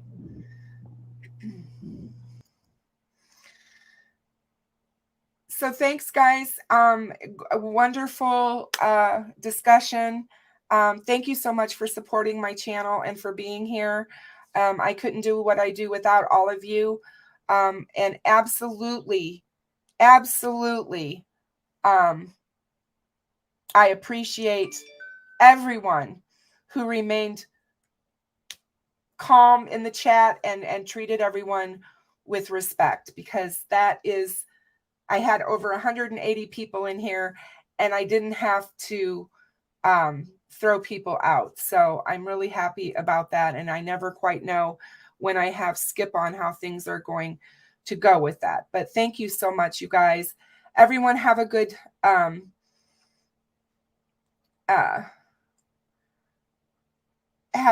evening. And if you get a chance, please be kind, because it doesn't take anything to be kind. And Purdue, thank you so much. Will you please give Randy my love when you see him on the 1st? I so wanted to try to make it to the walk. I'm not going to be able to make this one, so hopefully I will be able to make the next one. I really, really want to go to one of his walks. TTM fangirl, you are totally fine. You are so fine. And they're my friends. I can honestly say that these 3 gentlemen are my friends. And so, yeah, I love to talk to them about this case and life in general, because they have great insight into things. So good night, everybody. Have a good weekend.